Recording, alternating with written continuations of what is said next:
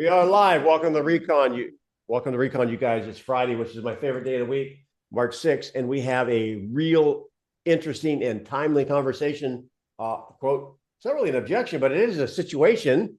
I mean, there's a lot going on with the world, and imagine you're working with buyers and you're getting them close, and they're about ready. The interest rates are down, gas prices are down. All of a sudden, there's some unrest in the Middle East, and this is what your buyers say to you: hey, with all the unrest in the Middle East, we don't feel comfortable buying in this uncertain time. That's the conversation we're going to practice. And here's the thing I want you guys to remember. If they want to wait, the reason doesn't matter. It's the same conversation, right? So, Louise, who's playing and how do they play if they want to play? I'm glad you asked. Chance is playing with me. I'll be the buyer. And then following that, Robert and Kelly will run through that scenario. Groovy. All right, let's go. Let's get at it. Hey, Chance, with all the unrest in the Middle East, we don't feel comfortable buying in this uncertain time.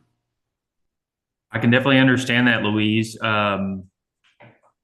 So kind of enlighten me a little bit more as far as whenever you say uncertain times, like what does that mean? Well, there's a lot of contention in the world. It's impacting day-to-day cost. And it actually, I feel at some point it's going to impact job security. I see. I see. And you guys are tell me a little bit about this house that you guys have lined up that you want to buy.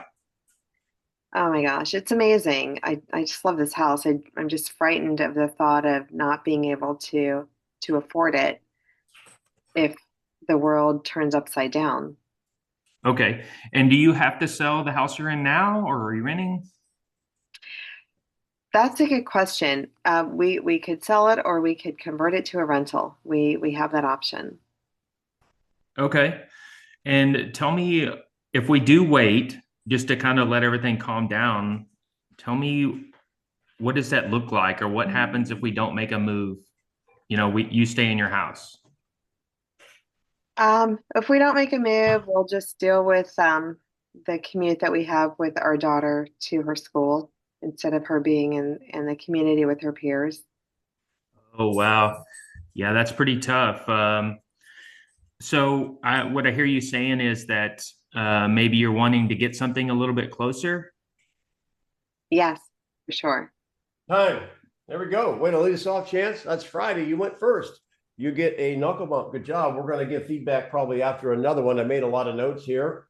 Matt's on too, so we'll be ready to give you guys some pointers and some sandpaper. Who's next, Louise? Next is Robert and Kelly. Okay, let's go. All right, Robert. There's a lot of things going on, in the Middle East right now. We're just worried. I can feel That's you. not what it. That's wait a minute. What does it say, Kelly? You change the Uh, words. Don't If you ad change the lib. words, it does change the meaning.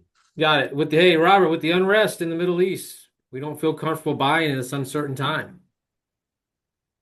I can feel you, Kelly. I mean, I can understand where you would think that, the things going on in the Middle East and such like that could cause problems. But let me ask you, Kelly, how do you think it's going to affect you immediately?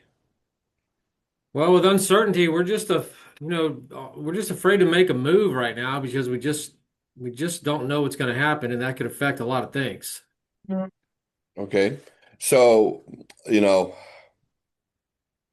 Kelly, there's been an unrest in the Middle East for seems like ever, um, and such like that. So what do you feel is majorly different now?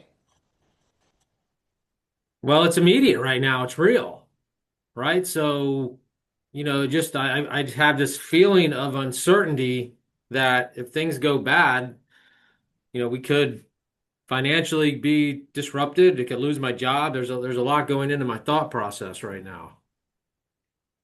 I understand. I mean, and I want to respect your uneasiness, but I mean, going back all the way to 1989 when we first invaded Iraq, and then we invaded Iraq again, and Time. Matt, you want to give a couple crumbs before, but not giving the whole horse away? I'm not going to necessarily give exactly what to say like I would normally do, but how would you feel if you lost your job where you're at right now, Kelly? I mean, it's like these are not conditions; these are emotions. So keep that in mind, guys. We're not here to change their mind. We're here to help them see the logic of you could get struck by lightning whether you buy a house or whether you live under a bridge. That's all I'll say. Yeah. And you ask a really good question there, Robert, too. What's different now? However, when you go down the road to start telling them, well, since 1980, I mean, can you name a time that there hasn't been uncertainty, particularly in the Middle East? I mean, you could point that out, but it's a question. But I like the question, what's different now? At some point, there's always uncertainty, right? But their uncertainty meter went to a point where it got redlined. What happened? And like Max said here, and this is my crumb for you guys. What do you want to happen? Remember, we always enter these discussions agnostically, if that's a word. We don't want to be attached to the outcome. We just want to help them make the best decision for them. And can you ever define a time in your life there hasn't been some degree of uncertainty? Next, number 3, let's go. Okay, let's go, Jose and Don. Hey, Jose, with the unrest going on in the Middle East, we just don't feel comfortable buying right now in this uncertain time. There is unrest, Don. There's been unrest previously before. Did that affect you, the previous unrest? I don't really know because we weren't really we weren't hot to buy a house at that time. Got it. And what about the uncertainty that's happening now, the unrest that's happening now makes you uncomfortable? Well, with all the tariffs coming and going, and production in my company has really gone down, and with AI coming, my job could be in jeopardy here, and then we're up the creek. Okay. And if your job is in question, what would it do for your current situation, Don? Might have to sell. Okay. And what is your plan if that happens? Well, I mean, if that happens, we have to sell right now. If I don't lose my job, we can potentially keep this as a rental too. Got it. I understand we're connected to buy, Don. How can I best help you at this current moment with your uncertainty?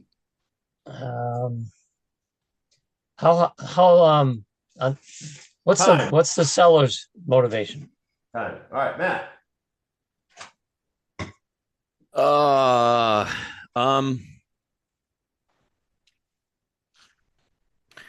Don, you own your home right now?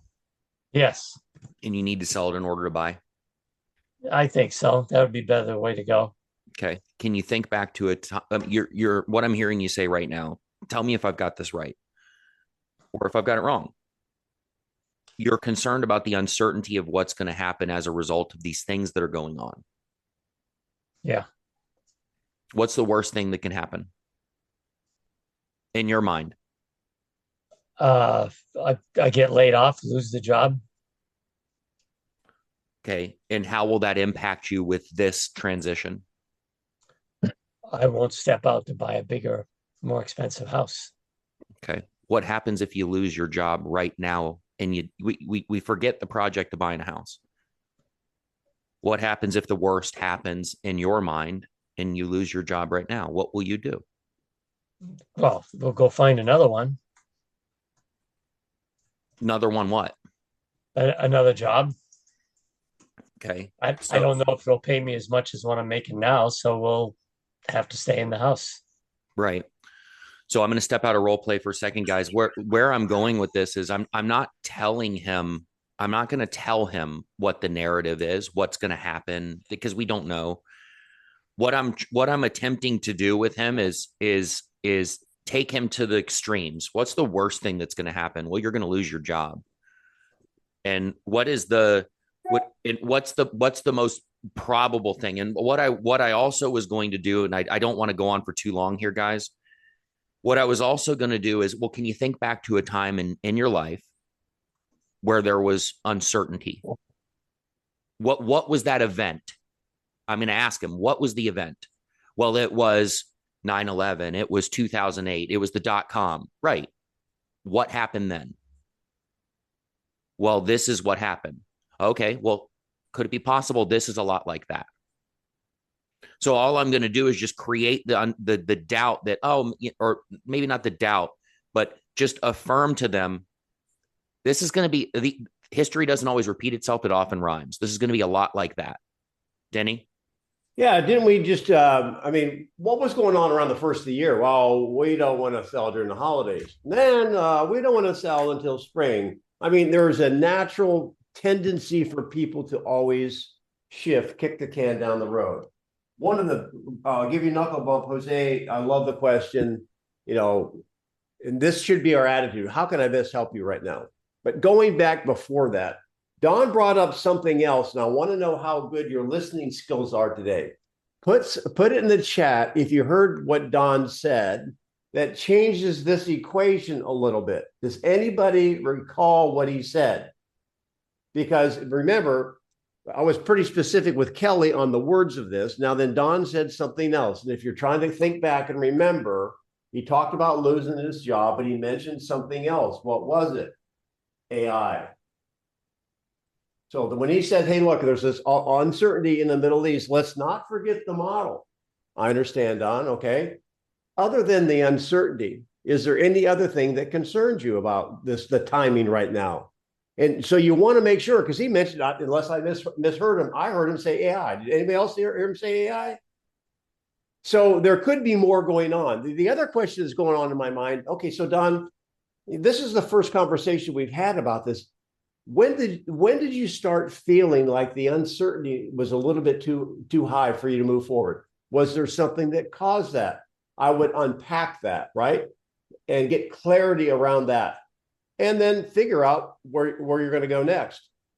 The other thing, when the people talk about losing their jobs because this, that, and the other, one good path to be on. Don, how long have you been working there? Oh, about 12 years. Have you ever felt like you were going to lose your job? No. Is there any sign you're going to lose your job now? Yep. No. You see, they're going to take a millimeter, one grain of sand, they're going to make it a mountain. You just have to help them understand there's probably something else going on, and Matt's right. This is an emotional reaction. Mm-hmm. One more thing, you guys. Do you think maybe uncertainty rising in the market would affect other people buying? Do you think it might affect sellers' motivation? Is there any way, as uncertainty rises in the market, that can be an advantage to a buyer? All right, next, Louise, let's go. Hey, Maria, with the unrest in the Middle East, we don't feel comfortable buying in this uncertain time. What are you concerned about, Luis? I'm concerned about our job security. And what exactly is that concerns you about the job security? Well, without my job, I can't afford to buy a house. But what makes you think that the job is getting sabotaged? Well, I don't know that it's getting sabotaged. I just think that it might be phased out or be put on hold because of what's going on. Is it possible that there are any other reason outside of what's going on in the Middle East that can cause you to lose your job? Well, that's my main concern right now. So what are you hoping to see, Luis? Well, I just want to move into a house and not have to worry about the uncertainty of my job. Without my job, I'm not going to be able to afford the house. Is it possible that there could be other reasons that could cause you to lose your job? Of course, there are, but that's the one that concerns me. Why is it concerning you? Time, Matt. I thought I was on the defensive. Yeah. It was like an interrogation. Yeah.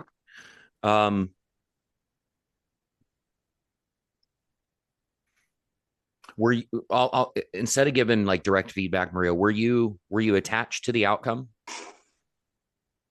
I was not, but I wanted to understand why she was concerned only about that reason and nothing else. Ah, I got it. I don't want to know why. I want to know what and how. Hopefully that kind of makes sense to everybody on the call. I never want to know, why don't you want to do this, Louise? Why are you concerned? I want to know, what has you concerned? What else has you concerned? How will this impact you? What will you do if this happens? What will you do if it doesn't? I don't ever want to enter into a conversation under the pretenses of why, because that does put the client on the defensive. Why are you doing this? Implies you're wrong for doing it. Does that make sense? This is very helpful. I think you just solved it. Thank you. Yep. So whenever you enter into the conversation under the pretenses of why, and this is fundamental for every conversation we have, guys. If you enter into it from the stance, the posture, or position of why, you automatically create a barrier between you and the person you're speaking to. So enter into it from a how, a what, a when, a where. Make sense? Yeah, they teach in Bold and in other courses, sales courses, the why. We have to earn the right to ask the why question. And the relationship, you have to make some deposits rather than go there. The other thing, Maria, I'll give you some feedback, and I think is it possible? You use that a couple of different ways. Is it possible there's another reason? I'd probably get rid of that because it's always possible. And we're halfway through, so I do want to remind you guys, today's Friday, which means we have the mastery call 1 to 2 o'clock Eastern. Just go to Denny's Mastery. That's the URL. It takes you to the Zoom call. We're going to have a Zoom call 1 to 2 in the mastery level. We'll also have 15 minutes of overtime today if you want to stick around. I want to give a little bit of a shout out to one of our coaches here on Recon. Kelly in Tampa has taken a new assignment. And if you're with Keller Williams, you would know the team leader is like the CEO of the market center. He's been asked to take over that role, which is a great honor. So we're going to give you balloons, knuckle bumps, a lot of applause. So congratulations on that, Kelly. And I think Savannah works with Kelly as assistant team leader. So, all right, next, let's go next. Okay, next we have Lee with Kelly. Hey, Lee. So with all the unrest in the Middle East, we just don't feel comfortable buying in this uncertain time. Kelly, yes, I know. My family and I were just talking about the unrest in the Middle East yesterday, and I hear you talking about feelings of uncertainty because of the global situation. Time. Hold on. That's 30. You're 30 seconds into it, and you haven't said anything significant yet. So if you only get so much time in so many words, just say, I understand. Don't parallel them and go, because you're digging a hole. So Lee, start over, and you have 2 words, and this is your school play. I understand. Then follow it up with a question. Make sense? Start over. Go. Kelly said that, and you say what, Lee? 2 words. I'm kind of a woman of many words. Well, your clients are not, their ears aren't cut out for that. So you have to change who you are to fit them. So let me jump in and give Well, some feedback. I disagree. I think every client is unique and different. They certainly are. However, Jeffrey Fisher, who's wiser than I am when it comes to communication, has said that the more that we say, the less they believe us. The more that we say, the less they believe us. Because it sounds like we're just trying to fill an unfillable hole. I don't agree with Jeffrey Fisher. I'm sorry you feel that way. Okay. So who's next? Okay, so next up we have Jenica with Don. Okay. Hey, Jenica, we just, with the unrest going on in the Middle East, we just don't feel comfortable right now buying in this uncertain time. Okay, Don, thanks for sharing that. I understand. When would be a good time for you guys to buy? Oh, well, that's a good question. I mean, you've been great. This is nothing against you. You're awesome. I feel like maybe we're wasting your time. I guess we just have to see how it's going to settle out down there, and then, we can jump back on the horse at that time. Okay, we can definitely wait. How can I best help you right now with the situation? Well, stay in touch with us like you always do. I guess if the interest rates bump down with all this, that could bring us back pretty quickly too. Well, let me ask you, do you know anything about the motivation about this seller? Oh, I think the agent said they're moving out of state. Okay. Could you dig maybe a little deeper into that? Maybe they're so motivated they'd make us a great deal and we would move forward anyway. Okay, sorry, I'm lost. Because on the seller. Okay. So it sounds like if the numbers were right, then you would be willing to move forward? Possibly, no guarantee, but if they're willing to give the house away, I'll take it, even though I'm a little uncertain about the Middle East. I am so happy that the conversation went in that direction, you guys. I was writing that down. When did you start to feel that way? What would have to happen to make you feel other way? Otherwise, are you saying then if the seller were to basically, this is a buyer we're talking to, if the seller were to say, I'm going to cut my house price in half because of the uncertainty in the Middle East, are you saying you wouldn't be interested? And if they lean into that, what have you just discovered? It's probably a teeter-totter. It's going to be, well, yeah, the uncertainty is still there, but the price wins that little tug of war. So that would be an angle in which you could I guess, what's the word I'm looking for? Exploit. Matt? Yeah, you could exploit it. Well, that only confirms that it's not a condition. It is an emotion. Yeah. It's like, well, yeah, I'd absolutely buy if I could get this for free. And so the question that kind of I've been mulling over in my head as we've gone through these role plays is, you all might have heard the feedback or a conversation I had the other day with an investor. And when I would ask him, well, what if it doesn't go the way that you hoped or think? What if the market doesn't respond the way you would hope or think? And he just said, well, I've experienced it before and blah, blah, blah, blah, blah. They didn't answer the question. So then I went back in and I asked another question. And what I want to know is, what is the metric? This is the question for everyone. What is the metric? What is the series of events that you would need to see happen, Don, that would cause you to feel comfortable to move forward? That's the one thing I want to know from these conversations. All right, good job. All right, next, Louise. This is going good. Hey, Debbie, with the unrest in the Middle East, we don't feel comfortable buying in this uncertain time. Well, I understand that, Louise, because we always have uncertain times out there. But actually, real estate is very hyper local. And I was curious, how do you feel that this Middle East situation is going to affect you personally with buying a home? Well, our company is contract based, and if this series of events in the Middle East escalates, then it's going to compromise our contract, and without a contract, I'm not going to have a job. Okay, I understand. Why are you wanting to buy at this time? Hold on one second. On that question. Stop. This is for everyone, not just for you, Debbie. Stop saying I understand when we don't truly understand. I get it. So here's what I would say to Louise when she said, well, contracts will run out, lose my job. That would be scary. Yeah. That would be scary. Be a human. Radical and I know you are. empathy. But, right. Yeah. That would be scary. And then the next question would be, when would we know whether that's going to happen or not, Louise? Right. Pick up from there.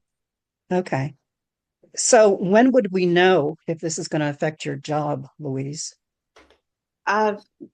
We would probably know closer to the summer. Closer to the summer. Yeah. Okay. All right. So,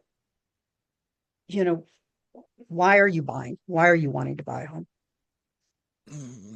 Well, we want to buy that home because it's closer to my daughter's school, and that would make logistics easier for our house. Okay. So what happens if if circumstances happen and you're not able to buy a home at this time? How would that affect you? She gave you a really, really good juicy clue. Okay. 4 letters, THAT. We want to buy that home. Yeah. Did you hear it? Yes. So Now, stay yeah. on that. So what would be a follow-up question you might be thinking of? Because she didn't say I want to buy that home. What would be a great question? Stay on that road because she gave you a clue. What would you ask? Okay. What if that home isn't available in the summer? Right. Yeah. Yeah. I was just about to say that. That So- wouldn't be good. That's would right. miss That's my feedback on that. Is that Yeah. if Yeah. you Yeah. listen, you're going to pick up some little clues, and that home seems to be important. So what if that home's not available? Yeah. What will Oh, you do, Matt, Louise? go ahead. Yeah, Mhm. and then she said, "Well, we know by summer, and if by summertime you haven't lost your job, things look great. What then?"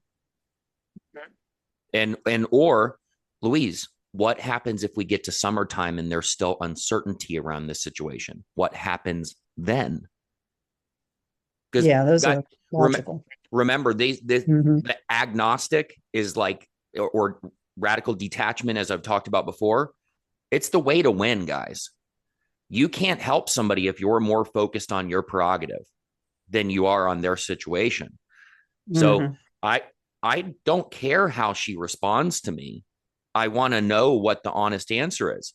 If by summer you don't have a clue, any better clue than you have right now, what then? And if by summer all indications are that everything's going hunky-dory and you're good, what then? Then you can drill down on that house. Okay, well, what I heard you say is you want that house. Mhm. What's our plan if by the summertime that home is gone? Right. And we Mhm. and worse yet, maybe we can't find another one like it. Yeah, it's taking them to pain. We have time for one more before we go into overtime. Great advice. Francisco and Kelly. All right, Francisco, with the unrest in the Middle East, we don't feel comfortable buying in this uncertain time. Can you clarify that for me, Kelly? Well, I'm afraid of things just going haywire, and possibly there's some financial unrest, which might cause cause my job to go away, or prices are going to get really high. Everything else outside of the home industry, I think there could just be a lot of turmoil. Okay, thank you for that clarity. But people lose their jobs on the daily, and I mean, life goes on. You got to find another one, right? You're absolutely right, my friend. Uh, Let me ask you this, Kelly. If this house was to sell tomorrow, would that break your heart? Well, I don't think it would break my heart, but we Okay, do like the so house. so are you motivated enough to buy it? Time. Now you're on a side street there. So just really fast. Here's what I picked up on that, Matt. And that I don't know if you heard. If you're hearing these things, that means you're growing. He's worried about a couple of different things here, but he said the price is going way up. If a buyer says that, do you think that's a road to exploit a little bit? So you're worried about prices, skyrocketing.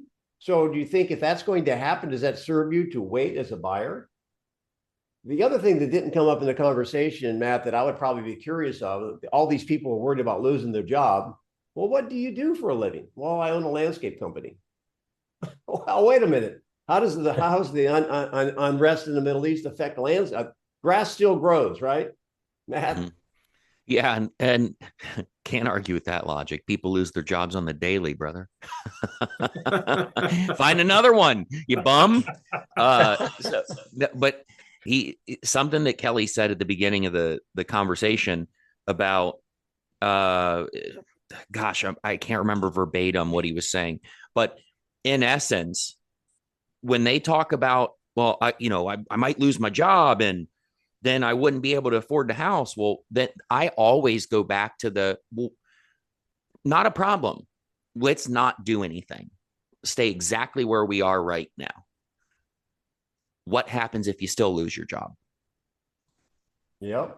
I'm trying to be an advocate. I'm not trying to I'm not intentionally trying to make it a painful event. But what I'm trying to do is help them see that you could, Jim Carrey did a speech years and years ago, keynote speech, and he talked about how you can fail at anything. So why not just go for your dreams? You could fail being a bagger at Publix or Walmart or whatever grocery store you have. You could fail and get fired. So why not just go for why not try to do what you actually want to do? So that's why I would ask that question. It's like, well, what happens if you stay exactly where you are right now and you still lose your job? What is the next step from there? Right. They're paying rent or they're paying a mortgage. They're doing something, right? Unless they're living with mom. Yeah, and exactly. Sorry, Dan, just to jump in real quick. If they're renting, guys, here's the cool thing about being a homeowner versus being a tenant. My tenants, I have rentals. If my tenants stop paying rent, there's no foreclosure process. You're gone pretty quickly. But if you own the house, banks tend to not want to take them from you because it costs money and time. They tend to want to work with you. And there's a longer time period to when you actually have to be out. So there's more benefit in owning a property than renting when what hits the fan. Speaking of fans, now we're going into overtime. Thank you, Sherry, for